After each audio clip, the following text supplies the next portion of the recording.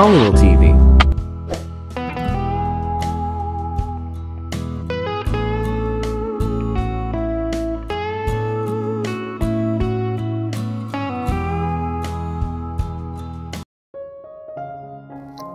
What? Gulat na bulalas ni Will pagkatapos marinig ang ibinalita sa kanya ng kababata niyang si Liza. Nasa kalagitnaan siya kanina ng meeting ng mga may-ari ng The Hive, isang music-cum sports bar na kinabibilangan niya. Nang mag-vibrate ang cellphone sa bulsa ng kanyang pantalon at nakita niya sa caller ID na si Lizang tumatawag, mabilis siya nag-excuse sa mga kaibigan niya upang sagutin iyon. Sabay silang lumaki ni Liza sa iisang lugar sa Imus, Cavite. Iisa rin ang pinasukan nilang paaralan hanggang high school. Nailayo lamang siya rito nang maghiwalay ang parents niya at pinili niyang sumama sa kanyang ina na lumipat ng tirahan sa Maynila. Si Liza lamang ang kaibigan niyang babae at sa lahat ng mga babaeng na-link sa kanya, ito ang hindi talaga niya nakadate. Okay, tinangka niyang i-date ito ngunit nabokya siya. Hanggang friendship lamang daw ang kanyang ibigay dito. Nakikinig ka ba sa lahat ng sinasabi ko, Will? Tanong ni Liza. Pero, kailan lang kayo naging mag-on? Bulalas niya. Kailan lang ba siya nito tinawagan at ibinalitang boyfriend na nito ang lalaking steady nito ng ilang linggo lamang?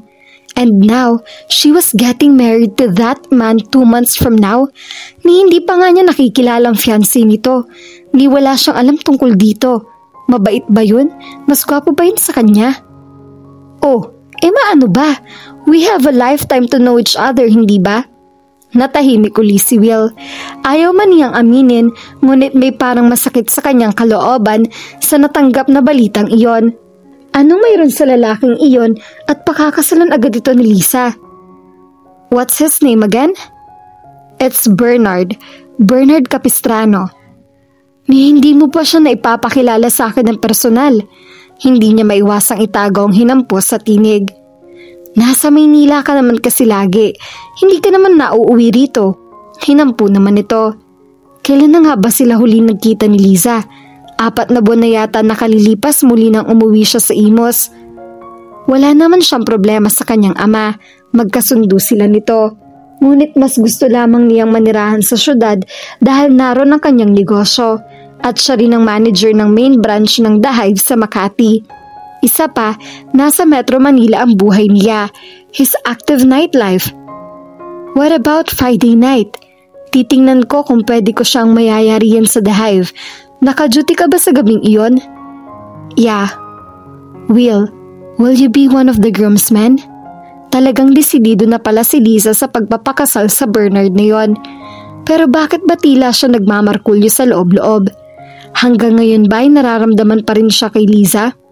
It was just puppy love then, right? Naniniwala siyang first love niya ang babae noong kahit parang hindi ito naniniwala sa lahat ng buladas niya rito. Liza had always known he was a playboy ever since high school, but he had never really committed himself to any relationship. Hanggang pakikipag-date lamang siya, hindi na niya mabilang ang mga babaeng nagdaan sa kanyang mga kamay.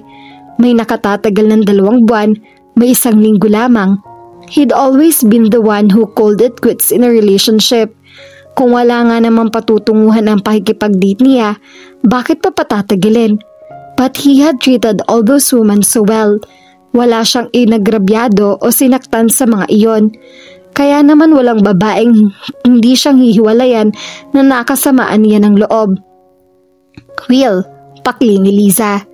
Yeah, kung pahayag ba si Bernard, bakit hindi? I've missed you, Liza. Sabi niya at napangiti siya ng malamlam. I've missed you too. Sabi ni Liza sa kanya bago ito nagpaalam.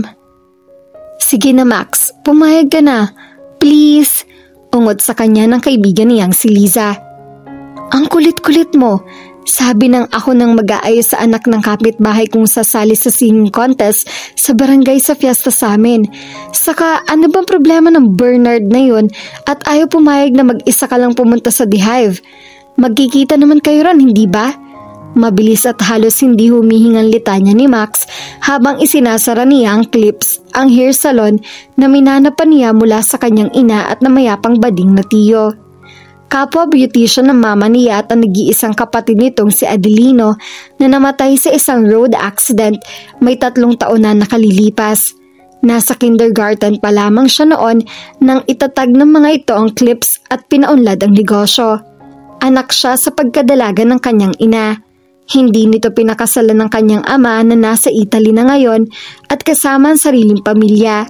Tumigil na rin ito sa pagpapadala sa kanya ng monthly allowance mula na magtapos siya ng business management sa college. Hindi naman sumama ang loob niya rito.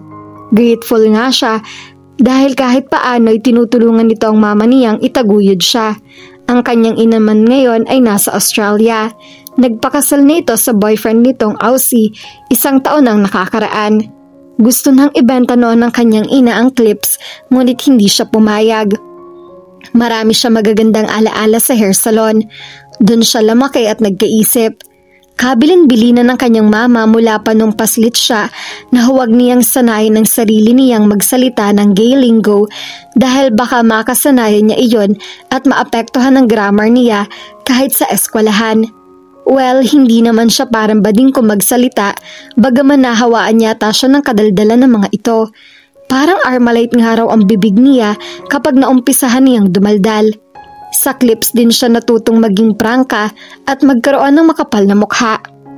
Malaki ang kita ng clips at lumaki pa iyon mula na mag-invest doon si Liza 5 buwan nang nakakaraan. Last year silang nagkakilala at naging regular customer dahil 2 beses sa isang buwan yata kung magpalinis ito ng kuko. Nabore na raw ito sa trabaho sa isang malaking realty at mula sa ipon nito sa mga komisyon ay pinalaki nila ang clips. Mula sa paggugupit, pagkukulot, manicure at pedicure ay nadagdagan ng services na ino-offer ang salon. Mayroon na rin silang sarili at iba't ibang klaseng hair treatment saka hand and foot spa. Alam mo namang ayaw niyong akong lumalakad na mag-isa sa gabi, pamimilit ni Liza.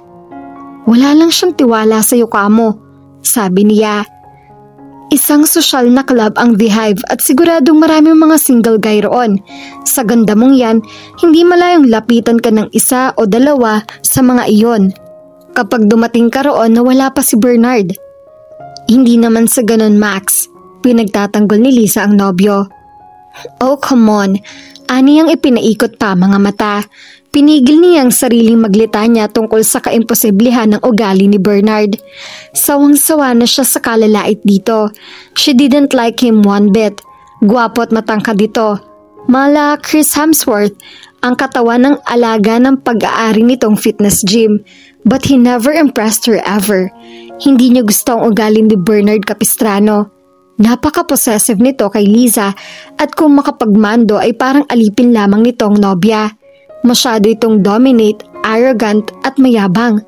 Hindi pa ito marunong mahiya.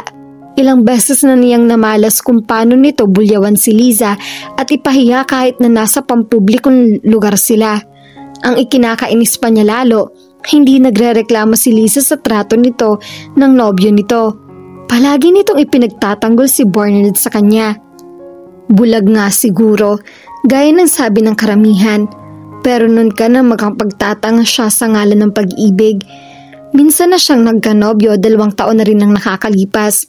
Tumagal din ng 2 buwan ng relasyon nila.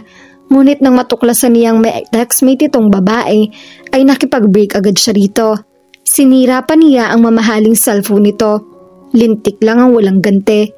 Kung mayroon siyang natutuhan sa kanyang ina, iyon ay ang pagtatayo ng sariling mga paa at hindi magpaapay kahit kanino. Hindi siya ipinanganak sa mundo para paiyakin lamang ng kung sinong lalaki. Maaga namang magsisimula ang singing contest, hindi ba? Pwede mo namang ayusan ng kapitbahay mo pagkatapos ay babiyahin na tayo pa Makati. Suhestyon ni Liza. Ginusuan niya ito habang inilalak ang backdoor ng clips kung saan sila lumabas na magkaibigan. Hindi ka na teenager na kailangan pa ng chaperone sa pagpunta sa isang club, no? Aniya at naglakad palapit sa kanyang pulang Toyota Camry. Papagalitan na naman ako ni Bernard niyan eh. Natigilan siya sa pagbubukas ng kotse saka bumuntong hininga. Kahit naiinis siya sa pagkamartir ni Liza sa boyfriend dito, ay naaawa siya dito kahit papaano. Kaibigan niya ito at ayaw niyang may nananakit dito na kahit sino. Minsan na rin niyang ipinagtanggol ito mula kay Bernard. Paano'y walang pakundangang sinigaw-sigawan nito si Liza sa loob ng clips, sa harap mismo ng mga customer at crew nila. Ngunit hindi pa rin ito natiis ni Liza. Sa huli sinabi nitong kasalanan din naman daw nito, kaya ito inaway ni Bernard. Shit, talagang pag-ibig na yan. Hindi lamang palabulag kundi nakakatanga pa. Fine, pagpayag na niya. 6:00 ng gabi nang matapos si Max sa pag-aayos sa 3 teenager na sasali sa singing contest. Ang dating isa lamang sana ay naging 3 dahil nakiusap sa kanyang organizer ng contest na ayusan din ang 2 pang contestant na wala man lang kahit baby powder ang mga mukha at sabog ang mga buhok. Wala raw perang pambayad ang beautician ng mga ito. Naawa siya at hindi na tinanggap ang perang ibinibigay sa kanya ng organizer nang paalis na siya. Ang siste, siya ang hindi nakapag-ayos sa sarili.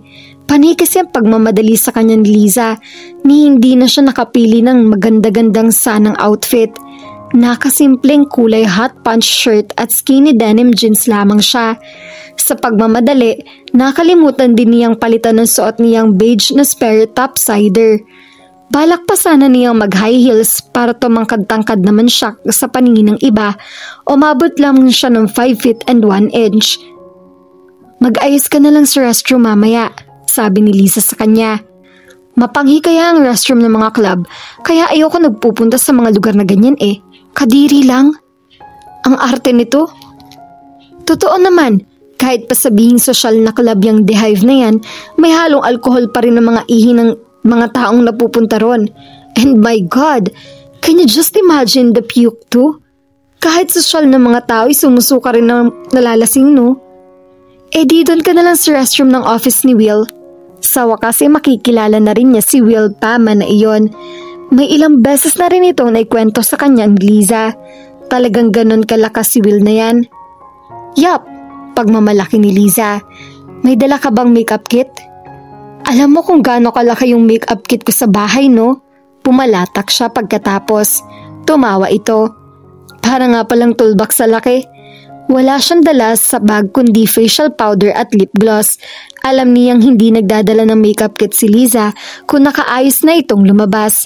Nag-retouch na lang ito ng compact powder at lipstick. Okay lang naman na hindi ka mag-ayos. You still look fresh and pretty pa rin. Pampalubag loob ni Liza. Acoustic night daw The Hive kapag Biyernes kaya hindi masyado maingay sa loob ng club. Relaxing ang ambience. Soothing and mellow ang mga musikang pine-perform ng banda roon na ine-enjoy ng mga tao roon na karamihan ay mga adult at yuppies. Pero may mga nakakita pa rin siyang mga middle age at lahat ay bihis na bihis para sa sosyal na night out. Kahit hindi siya matangkad, gusto pa ring manliit lalo ni Max dahil sa kanyang simpleng kasuotan. Mukha siyang alalay ni Liza na napaka-sexy sa suot nitong black mini dress. Umorder siya ng mild eye margarita pagkaupo ni Liza. Ayaw niyang uminom ng may halong alcohol dahil magmamaneho siya pa uwi. Clementine Cosmos naman ang in-order ni Liza. Kalalapag lang ng waiter ng kanilang mga order na inumin sa mesa nang may mamataan siyang isang lalaking naglalakad palapit sa kanila. Wala sa sariling iniangat niya ang kopita ng margarita at dire-diretsyong ininom iyon habang minamasdan ng lalaki. It would be an understatement kung i-describe lamang niya ito bilang gwapo. The man was totally gorgeous kahit hindi pang male celebrity o model ang height nitong naglalaro sa 5 feet and 8 inches. Maganda rin ang pangangatawan nito, flat ang tiyan at malapad ang mga balikat. Classy at sophisticated ang dating nito sa suot na dark teal long sleeve polo na medyo hapit sa katawan at naka-casually tack out na black denims nito. Makintabang itim nitong square-toed leather shoes. He exuded manliness, charm and sex appeal. Tons of sex appeal. Nang umiti ito ay halos mabilaukan siya dahil nataranta yata ang lahat ng cells niya sa katawan. The man had a bright, amiable and sexy smile, and those sensual lips of his, goodness gracious, para nangangako ng isang napakasarap at nakakabaliw na halik. At para ba sa kanyang ngiting iyon? Sinulyapan niya si Liza. Sa cellphone lamang nito ito nakatingin kanina pa at hindi man lang ginagalawang inumin ito. So alangan namang dito nakangiti ang lalaki, hindi ba? Ano na ba nangyayari sa kanya? Natutulala siya sa isang gwapong lalaki at hindi pa iyon nangyayari sa kanya kahit kailan. May mga nakikilala na siyang gwapo ngunit hindi ganun ang epekto sa kanya ng mga iyon. For God's sake, ini-imagine na nga niya kung paano humalik ang mga labi ng lalaking to ni hindi niya ito kilala. Malay ba niya kung serial killer pala itong naghahanap ng mga babaeng mabibiktima sa mga club? In all fairness, gwapo at sexy na serial killer.